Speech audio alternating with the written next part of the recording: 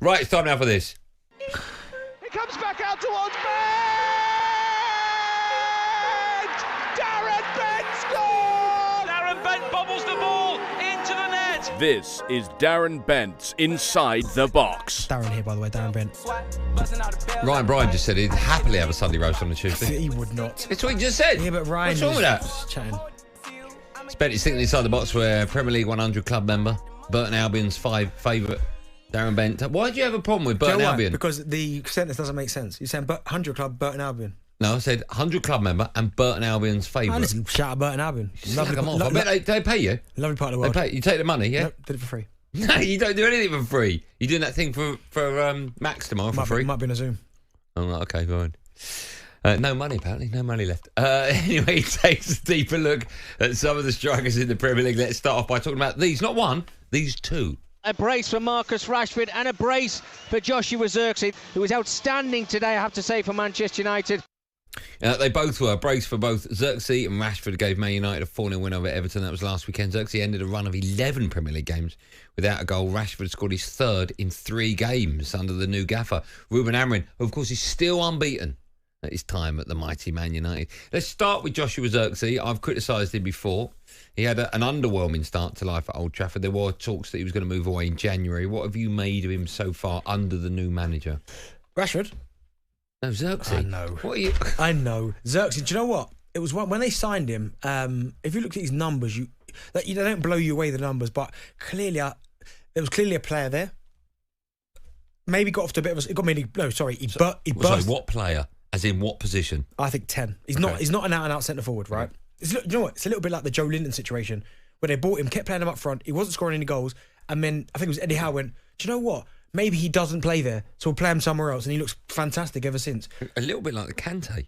We were told he was brought into Leicester as a winger. Yeah, as a winger, right? That's Again. nuts. Yeah. So, he burst out the trap. He did score on his debut against Fulham.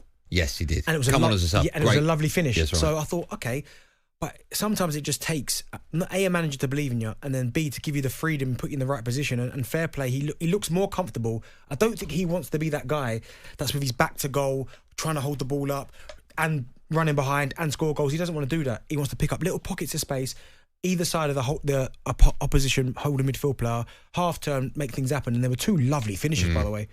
So yeah, I think it's too early to judge him. Just like you don't want to judge a manager when they've only just got to the football club. Yeah, I agree. He hasn't really been given full opportunity yet, has he? Well, are we going to see tomorrow? Of course, it's your mob against mine. Yeah, we'll see then. We'll see how good he is then. Are we going to see? Because when United beat Everton 4-0, I said to you afterwards, it's still too early, because Everton defensively was so bad. Still too early for me to understand what Ruben Amorim has done yet at the club.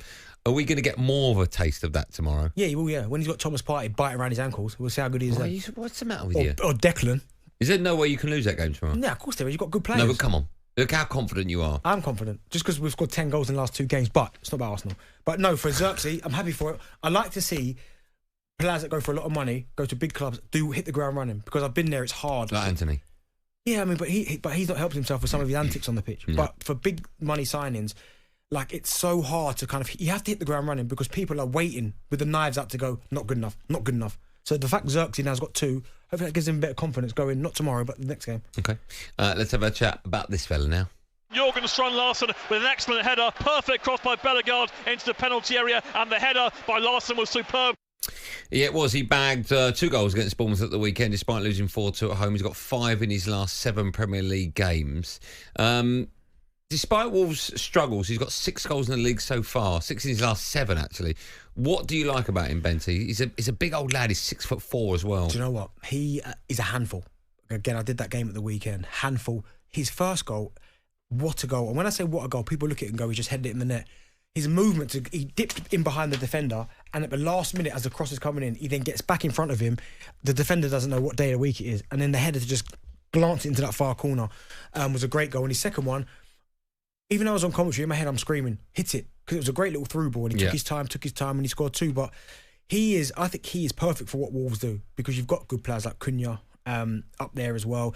He could hold it up for Strand-Larsen. He did it really well. You could play off him, and I think he could be their main source of goals. I know Cunha gets all the headlines, and rightly so, because he's brilliant, and Andre Gomez, good player as well. But he's like an old-fashioned centre forward, like can win his headers, can get hold of it, can score goals.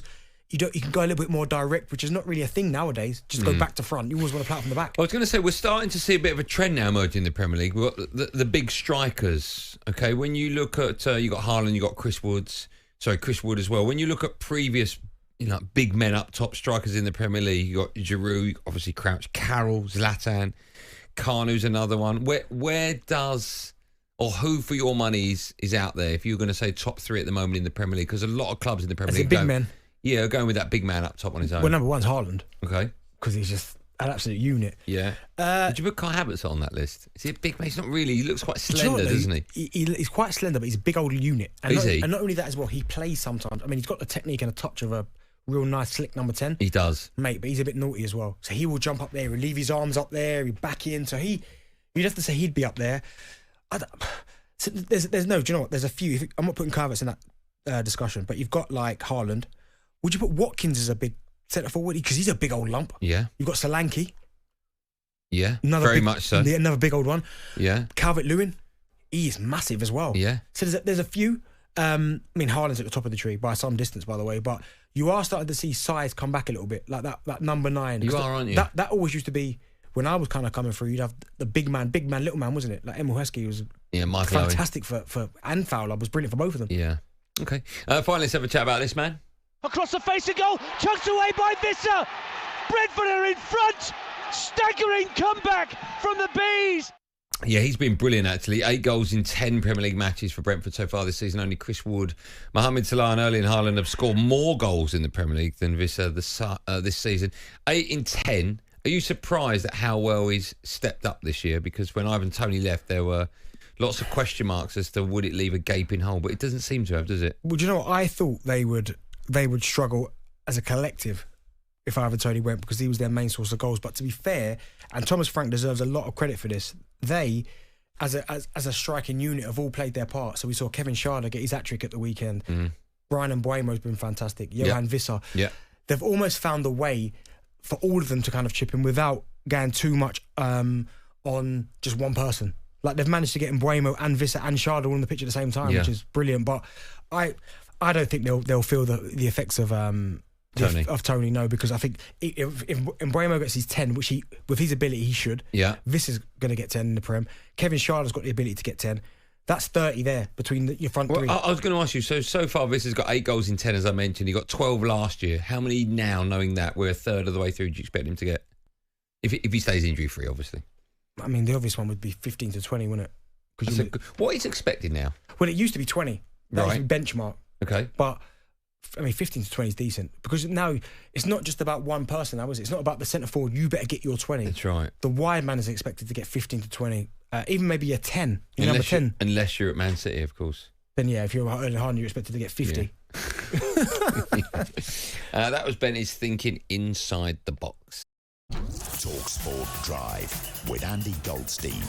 Monday to Friday afternoon from 4 on AM, on DAB, via the talkSPORT app and on your smart speaker. talkSPORT.